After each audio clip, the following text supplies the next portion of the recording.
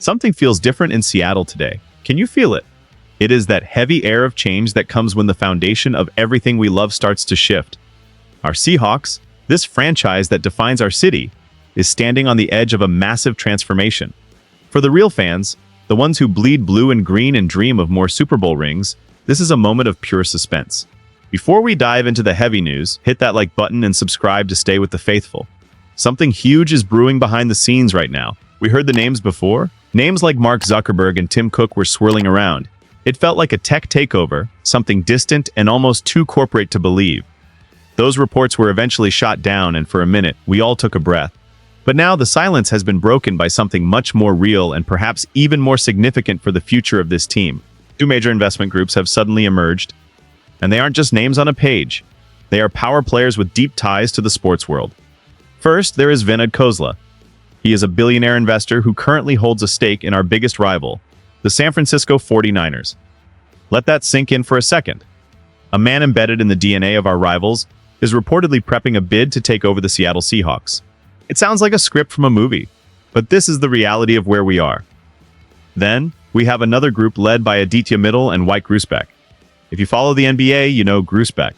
He is the man who helped lead the Boston Celtics back to glory. Now he wants to bring that championship energy to the Pacific Northwest. This is not just about money anymore. This is about who is going to hold the keys to our franchise while we are sitting on top of the world. We are coming off a Super Bowl victory, and that makes us the most attractive target in professional sports. The stakes have never been higher because the foundation is already built. We aren't a rebuilding project. We are a crown jewel. But here is the thing that really gets to me. When you have this much wealth and this much power circling the team, the identity of the Seahawks hangs in the balance. We have been on the market for 3 months, and while 3 months sounds like a short time in the world of billion-dollar deals, it feels like an eternity of uncertainty. Every day without a permanent owner is a day where the long-term vision remains a little bit blurry. Now this is where it gets interesting because these bidders aren't just looking for a hobby. They are looking to dominate. Let's talk about the implications of someone like Vinod Khosla entering the building. To even be considered as the new owner of the Seattle Seahawks, he would have to sell his stake in the 49ers. Think about the tension there. He would be walking away from the team we love to beat to become the face of our organization. It brings up so many questions about loyalty and the culture of the team. We pride ourselves on being different in Seattle. We have the loudest fans and a unique connection to the players. Would a billionaire from the tech world and rival territory truly understand what makes the 12s so special? Then you look at the other side with White Grusbeck. He has already proven he can run a championship organization with the Celtics. He knows how to stay in the background while giving the football people the resources they need to win. That is the dream, right? An owner with deep pockets who stays out of the way but cares about the trophy. But this is where the concern starts to creep in for me. Mittal lives in London, and while Grusbeck would be the operator, you have to wonder about the connection to the local community. The Seahawks are a part of the soul of Seattle. We have seen what happens when ownership is disconnected or when it becomes just another asset in a massive portfolio. The pressure on this decision is immense. The projected sale price is somewhere between $7 and $10 billion. That is an astronomical figure that changes the scale of everything. We are talking about the most expensive team sale in the history of the league if those numbers hold up. Why is it so high? Because we are winners. We are a growing market. We have the momentum. But with that momentum comes the fear that the wrong leadership could stall everything we have built. This is about more than just a transaction.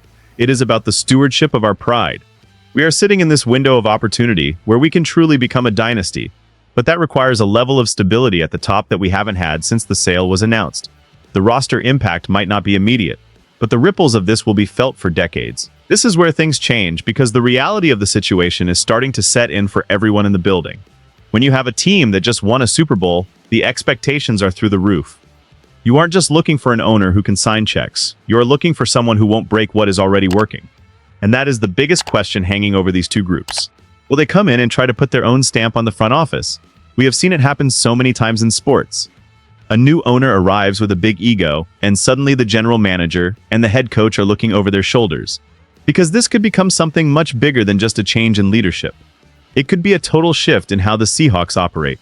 The suspense is killing me because we are in such a good spot right now. Our market is growing, the fans are more engaged than ever, and the league knows that Seattle is the place to be. But the uncertainty of a 3-month sale process starts to weigh on the players and the staff. They hear the rumors. They see the names of billionaires being tossed around like trading cards. It creates this atmosphere of what happens next that can be distracting if it isn't handled correctly. Emotional looping is real here because we keep coming back to the same fear, losing our identity.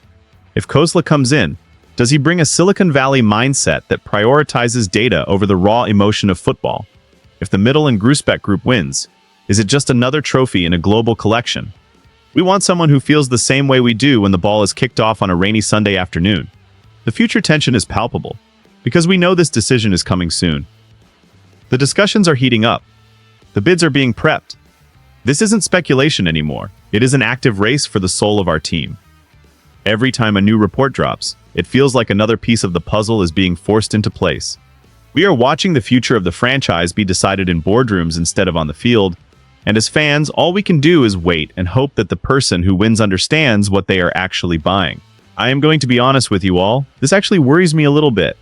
I love the idea of having an owner with the championship pedigree of Gruspek, but the 49ers connection with Kozla just feels strange. I think fans should pay attention to how quickly this is moving now. After months of relatively quiet news, we suddenly have two powerhouse groups fighting over us. It shows how much the Seahawks are worth, not just in dollars, but in prestige. I really like the idea of stability, and part of me just wants this over with so we can focus on football. But I also know that rushing this could be a disaster. I am torn between the excitement of a new era and the fear of losing what made us great in the first place. This could be incredible if we get an owner who is willing to spend whatever it takes to keep our stars in Seattle and upgrade the facilities to the best in the world. But this could become a problem if the focus shifts entirely to the bottom line and the international brand. I look at the Celtics and I see a team that stayed true to its roots and won. That gives me a lot of hope. But then I think about the rivalry with San Francisco and how weird it would be to have their former investor leading our charge. It is a lot to process. As a fan, you want to believe that the people in charge care about the city as much as you do. You want to know that the goal is always a Super Bowl, not just a return on investment. I am cautiously optimistic because the interest is so high. It means we are a premium franchise. But that premium price tag comes with a lot of corporate baggage. We are entering a phase where the Seahawks might look very different a year from now, not just the roster, but the entire culture from the top down. It is a nervous kind of excitement. We are standing at the top of the mountain right now, and we just want to make sure the people leading us don't lead us off a cliff. This is our team, our history, and our future. I really hope they get this right because we don't get a second chance at this. The story is far from over, and honestly, the most intense part is probably just beginning. We are looking at a situation where the next few weeks could define the next 20 years of Seattle Seahawks football. The tension is unresolved because we don't have a winner yet, and the league still has to approve whoever comes out on top. It is a waiting game that keeps us all on the edge of our seats. Will it be the man who knows our rivals inside and out? Or will it be the championship-winning group from Boston? Or is there still another mystery bidder waiting in the shadows to jump in at the last second? The future is uncertain, and that is what makes being a fan so exhausting and exhilarating at the same time. We have to stay tuned because something even bigger is definitely coming. I want to hear from you guys in the comments. How do you feel about a former 49ers investor potentially buying the Seahawks? Does that sit right with you, or would you prefer the Celtics group? This is a massive conversation for the 12s, and we need to talk about it. Make sure you hit that like button and subscribe so you don't miss any updates on this developing story. This is about our identity and our future. We are the faithful, and we are going through this together. Let's keep the discussion going below because the future of the Seahawks depends on what happens next.